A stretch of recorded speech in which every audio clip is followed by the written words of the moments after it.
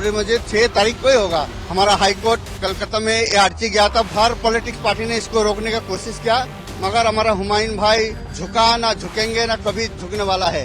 वो एक royal Bengal tiger है और टाइगर की तरह सिर उछल के जिंदा है।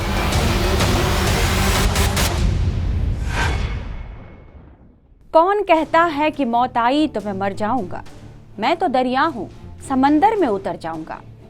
देश में भले ही सर्दी बढ़ रही हो, पहाड़ी राज्यों में बर्फ भी गिरने लगी हो, आपने भी अपने कंबल निकाल लिए होंगे, लेकिन पश्चिम बंगाल में सियासी तपिश बढ़ रही है। बंगाल में सियासी गर्मी तब से बढ़ने लगी है जबकि अगले साल होने वाले चुनाव की वजह से SIR शुरू हुआ और उसके बाद अवैध बांग्लादेशी अपने घर की तरफ भागने लगे।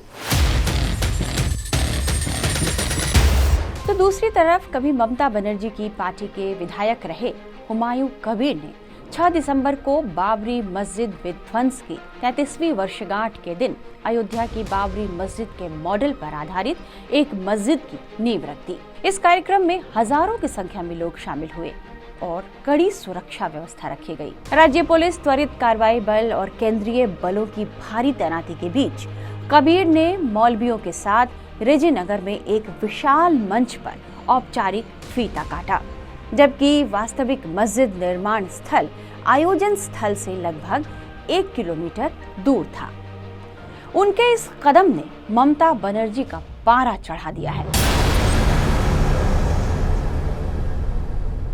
हालांकि TMC ने हुमायूं कबीर को पार्टी विरोधी गतिविधियों और सांप्रदायिक राजनीति का आरोप लगाते हुए 4 दिसंबर को ही पार्टी से निलंबित कर दिया। लेकिन हुमायूं कबीर कहां मानने वाले थे। मस्जिद जरूर बनेगी, ये तृणमूल कांग्रेस से निकाले गए विधायक हुमायूं कबीर के शब्द थे। बाबरी मस्जिद बिलडंगा में बनेगी, बनेगी, बनेगी। नमस्कार, आप देख रहे हैं टाइम्स नाउ न भारत का डिजिटल प्लेटफॉर्म और मैं हूं आपके साथ प्रतिभा ज्योति। आप देख रहे हैं हमारा यह खास शो चक्कर चुनाव का, जो हर हफ्ते हम आपके लिए लेकर आ रहे हैं। चुनाव का चक्कर न होता तो नेता न होते, नेतागिरी न होती, पार्टियां न होती, रैलियां न होती, वादे न होते, नारे न होते और न सितारे होते। ये सब है क्योंकि चक्कर चुनाव का है। चक्कर चुनाव का है इसलिए कभी हुमायूं कबीर बाबरी मस्जिद की नींव रखने लगते हैं तो कभी कुरान पाठ कराने का ऐलान कर देते हैं। चक्कर चुनाव के आज के एपिसोड में बात बंगाल में हुमायूं कबीर फैक्टर की।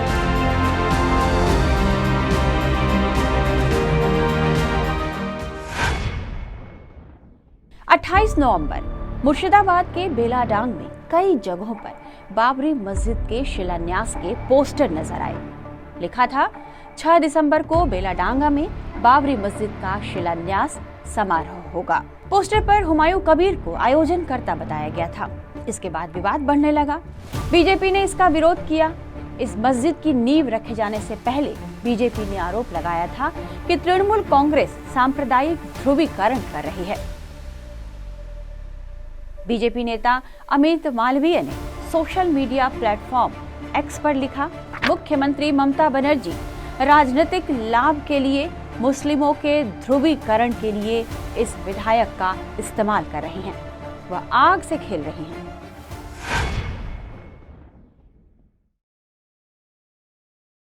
बाबरी मस्जिद की नींव रखने के बाद हुमायूं कबीर ने ममता बनर्जी के लिए एक और चुनौती पेश कर दी है।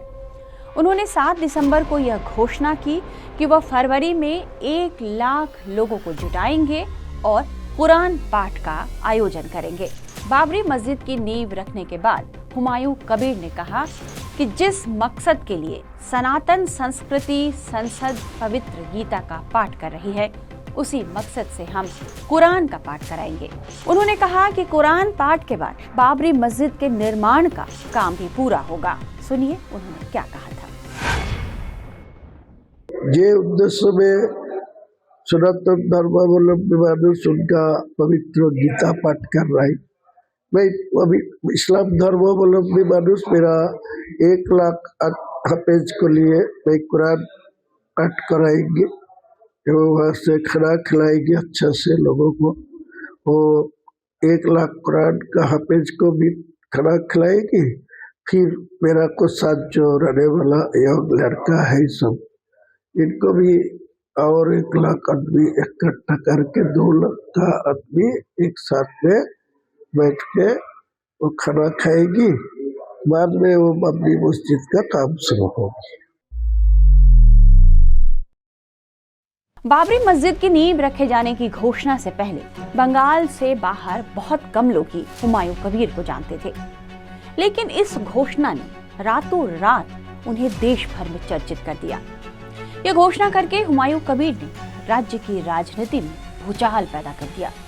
पश्चिम बंगाल में कभी ममता बनर्जी की पहली कैबिनेट में मंत्री रह चुके और मौजूदा समय में तृणमूल कांग्रेस के सबसे विवादास्पद कह लें या असंतुष्ट कह लें उनमें से एक विधायक रह चुके हुमायूं कबीर इस बयान के बाद राजनीतिक सुर्खियों में आ गए।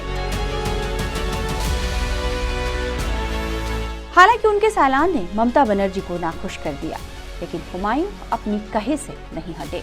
तृणमूल कांग्रेस ने उन्हें पार्टी से सस्पेंड भी कर दिया, लेकिन भरतपुर के इस विधायक ने बाबरी मस्जिद की नींव रखने का खुल्लम खुल्ला ऐलान कर दिया था, तो उन्होंने आधारशिला भी रख दी और ममता की सियासत की नींव हिलाने का भी ऐलान कर दिया।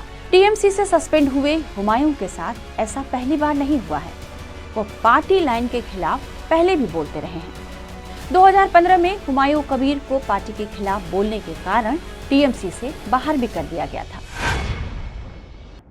जो मस्जिद को रिमूव कर दिया, तोड़ दिया, डिमोलिशन कर दिया, वो बाबरी मस्जिद बिलनगा में बनेगी बनेगी बनेगी। उनके साथ एक इस्लामिक हॉस्पिटल भी होगी। हालांकि इस मस्जिद के शिलान्यास को रोकने की एक याचिका कलकत्ता हाई कोर्ट में भी रखी गई थी, लेकिन इसे खारिज कर दिया गया और निर्माण में दखल देने से इनकार भी कर दिया गया। दूसरी तरफ बीजेपी के नेता अर्जुन सिंह ने हुमायूं कबीर को चेतावनी दी कि अगर वह बाबरी मस्जिद की तर्ज पर प्रस्तावित मस्जिद की आधारशिला रखने की अपनी योजना पर आगे बढ़े तो वह उन्हें बाबर के पास भेज देंगे। ऐसे में पश्चिम बंगाल की सरकार ने इलाके में अतिरिक्त सुरक्षा बलों की तैनाती कर दी और सुरक्षा व्यवस्था कड़ी कर दी। बड़ी संख्या में लोग इस आधारशिला कार्यक्रम में पहुंचे। हुमायूं कबीर ने 22 दिसंबर को एक नई पार्टी बनाने की घोषणा भी कर दी। उन्होंने कहा है कि वे AIMIM के ओवैसी के साथ मिलकर चुनाव लड़ेंगे। साथ ही हुमायूं कबीर बाबरी मस्जिद के लिए चंदा भी इकट्ठा कर रहे हैं। दावा है कि अब तक करीब 1 करोड़ रुपए से ज्यादा चंदे के रूप में इकट्ठा भी हो चुके हैं।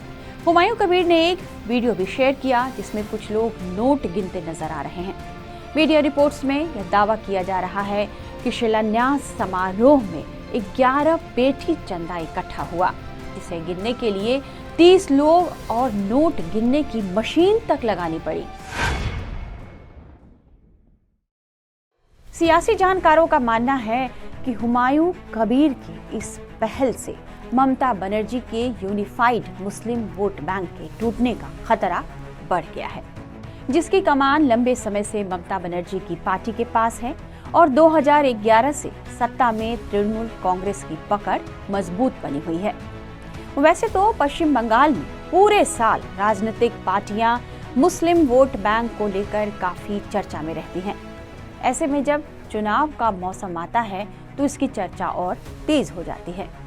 2011 की जनगणना के मुताबिक पश्चिम बंगाल में 27.1% मुस्लिम आबादी है।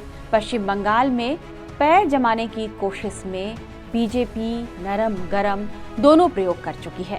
पूरे राज्य में 30% मुस्लिम वोट निर्णायक भूमिका निभाते हैं। लोकसभा की 42 में से 10 सीटों और विधानसभा की 294 में से करीब 80 सीटों पर मुस्लिम आबादी 45% से अधिक है।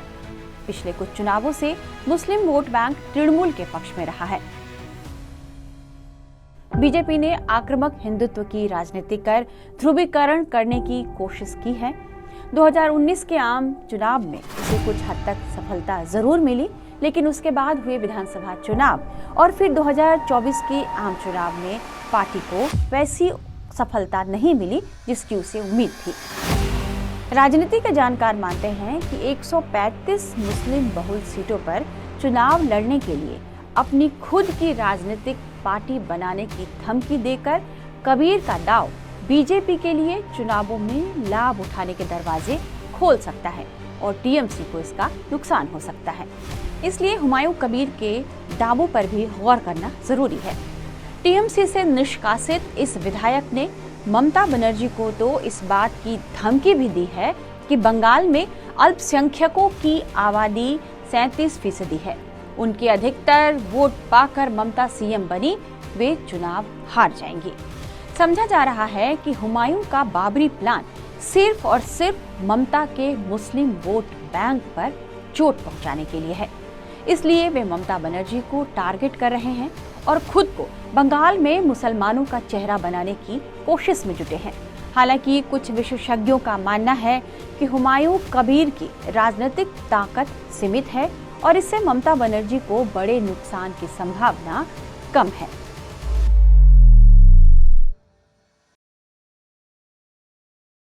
अब थोड़ा समझते हैं कि हुमायूं कबीर का जनाधार आखिर है क्या, जिसके बल पर वे इतनी भीड़ जुटा रहे हैं। दावा किया जा रहा है कि बाबरी मस्जिद की नींव रखने के कार्यक्रम में करीब 4 लाख लोगों की भीड़ जुटी थी। पिछले चुनाव में भरतपुर से उन्हें केवल 93,000 वोट मिले थे। ऐसे में अचानक उनकी ताकत इतनी कैसे बढ़ गई कि वो अपने कार्यक्रम में इतनी भीड़ इकट्ठा कर ले। बाबरी मस्जिद बनाने के लिए 300 करोड़ रुपए लगाने का दावा स्वयं हुमायूं कबीर कर रहे हैं। यह आर्थिक सहायता कहां से मिलने वाली है, कहां से इतना पैसा आएगा? साफ है कि हुमायूं कबीर को बैकडोर से समर्थन दिया जा रहा है। एक विभाजनकारी राजनीति के लिए हुमायूं कबीर को इतनी ताकत देने वाला आखिर है कौन? यह सवाल सबके जहन में है। 62 साल के हुमायूं कबीर ने राजनीति की शुरुआत कांग्रेस पार्टी से की थी। रेजीनगर के एक सामान्य परिवार से आने वाले हुमायूं कबीर का राजनीतिक सफर उठापटक भरा रहा। साल 2012 में तृणमूल कांग्रेस के विधानसभा चुनाव जीतने के 1 साल बाद उन्होंने कांग्रेस छोड़ दी और टीएमसी का दामन थाम लिया। 2015 में वे टीएमसी से निकाल दिए गए। साल 2018 में कबीर बीजेपी में चले गए। 2019 में मुर्शिदाबाद से लोकसभा चुनाव लड़े लेकिन हार गए। अब तक टीएमसी से निष्कासन की समय सीमा समाप्त हो गई थी, तो साल 2021 में वे वापस टीएमसी में आ गए। 2021 में भरतपुर विधानसभा सीट से चुनाव लड़े और जीत भी गए। हुमायूं कबीर को करीब से जानने वाले ये बताते हैं कि वे मुर्शिदाबाद की राजनीति का शानदार खिलाड़ी हैं और मुस्लिम वोट बैंक को इंटैक्ट रखते हैं। उन्होंने मुर्शिदाबाद में कांग्रेस के दिग्गज नेता अधीर रंजन चौधरी के करीबी सहयोगी के रूप में राजनीति में कदम रखा। वह 2009 से ही कांग्रेस की मुर्शिदाबाद इकाई के महासचिव रहे। 2012 में जब अधीर रंजन चौधरी से उनके मतभेद हुए तो वे कांग्रेस छोड़कर टीएमसी में आ गए, लेकिन तब से उनका अपने क्षेत्र पर प्रभाव है।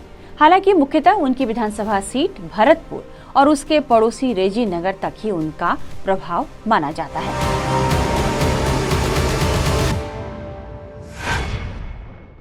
हुमायूं कबीर के बाबरी मस्जिद बनाने की बात पर टीएमसी के एक नेता ने कहा कि विधायक हुमायूं कबीर ये पूरा नाटक, ये पूरा प्रपंच मुर्शिदाबाद की रेजीनगर सीट से टिकट पाने के लिए दबाव बनाने की रणनीति के तहत कर रहे हैं। उन्होंने कहा कि वह पहले भी अपनी पसंद की सीट पाने के लिए पार्टी पर दबाव बना चुके हैं, लेकिन इस बार दाल नहीं गल रही थी। हालात मुश्किल लगे तो मस्जिद बनाने निकल पड़े। ये पूरा विवाद हुमायूं कबीर ने नवंबर 2024 में शुरू किया। तब उन्होंने अयोध्या के बाबरी मस्जिद की छोटी प्रतिकृति बनाने की बात कही थी। जब बाबरी नाम के इस्तेमाल को लेकर विवाद खड़ा हो गया, तब उन्होंने कहा था कि बाबरी मस्जिद मुसलमानों के लिए भावनात्मक मुद्दा है। हुमायूं कबीर को दल बदलू नेता के रूप में देखा जा रहा है और इसलिए अब टीएमसी उस पर हमलावर हो चुकी है। हुमायूं कबीर को लेकर ममता के मंत्री सिद्दीकुल्लाह चौधरी क्या कह रहे हैं, ये सुन लीजिए। हम लोग ज्यादा बड़ा नहीं, छोटे आदमी है, लेकिन हमारी जिम्मेदारी बनती है मुल्क वालों को, मुर्शिदाबाद के बाशिंदों को हम रास्ता बताएं। पहली गुजारिश ये है कि अमन और पीस का रास्ता सबको अपनाना पड़ेगा। और मस्जिद कहीं बनती है अल्लाह के लिए, क़यामत तक के लिए उस जमीन को अल्लाह के हाथ सुपुर्द करना पड़ेगा। सियासत का मैदान मस्जिद नहीं है, न मस्जिद सियासत है न सियासत मस्जिद है। इसमें 100 हमारा विरोध है। हाईकोर्ट ने जो ऑर्डर दिया है उसका कहना है कि हमारे जुरिडिक्शन नहीं है। Government of state, central government से कहा लॉ एंड ऑर्डर आप देखिए जो भी सो। यहाँ जो समझदार लोग हैं, बुजुर्ग लोग हैं, उनसे गुजारिश है आप इस चीज को ऐसा न करें कि कभी कोई गोलमाल हो, तमाम लोग उससे नुकसान पे आ जाए। मुर्शिदाबाद को देखकर बंगाल का विचार नहीं कर सकते हिंदुस्तान। हमें तो सोचना पड़ेगा गायघाटा में, अशोकनगर में, बनगांव में, ताहिरपुर में और हावड़ा शियालदा में आने जाने में एक साथ सब मिलते रहते हैं, आते जाते हैं। ऐसी कोई बात न हो जिससे लोगों में दूरी पैदा हो, घृणा पैदा हो। ये नहीं होना चाहिए। आपसे भी गुजारिश है पीस को आप फैलाइए। और जो मस्जिद का मसला है हमें पता नहीं, लेकिन इतना हमने सुना है, उनके किसी आदमी से कहा है पार्टी से हमारी दूरी थी लेकिन पार्टी वाले सहमत नहीं हुए तो हम मस्जिद बनाने का रास्ता तय कर लिया है। इस एक सतर की बात में ये बात आती है कि अल्लाह के लिए मस्जिद है या किस लिए है, वो खुद भविष्य में पता चलेगा। वैसे हुमायूं कबीर जहां जाते हैं, जो बोलते हैं, तो बयान और विवाद उनके साथ साथ चलते रहते हैं।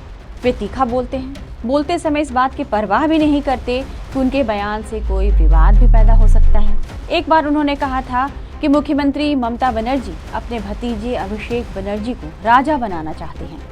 उन्होंने ममता बनर्जी के आने वाले समय में मुख्यमंत्री रहने की काबिलियत पर भी सवाल उठा दिए थे।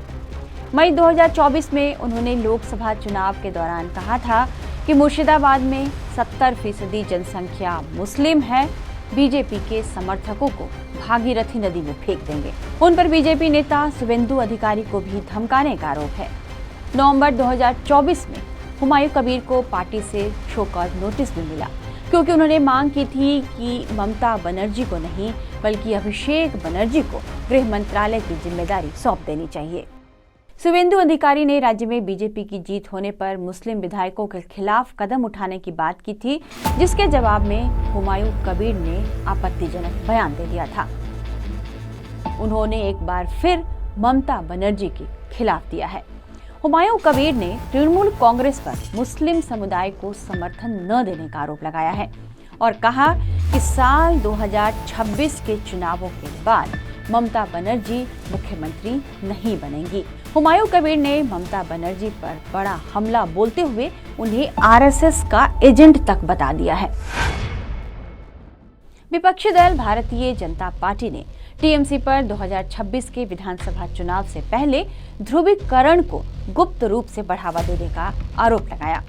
वहीं सत्तारूढ़ तृणमूल कांग्रेस ने कबीर की राजनीति से खुद को अब अलग कर लिया है और उनके निलंबन को इस बात का सबूत बता रही है कि वह कबीर की राजनीति का समर्थन नहीं करती।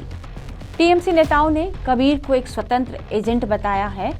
फिलहाल चुनावी मौसम में हुमायूं कबीर के बाबरी कदम ने ममता को परेशान कर दिया है और विधानसभा चुनावों से ठीक एक साल पहले बंगाल के राजनीतिक परिदृश्य में भूचाल ला दिया है।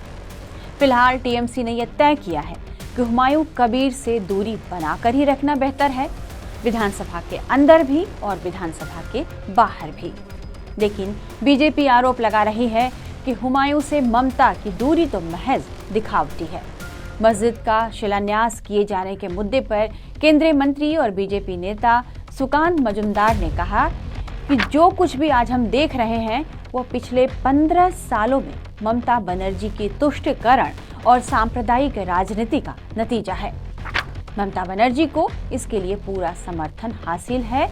आज भी हुमायूं कबीर कह रहे हैं कि उन्हें पुलिस का पूरा सहयोग मिल रहा है।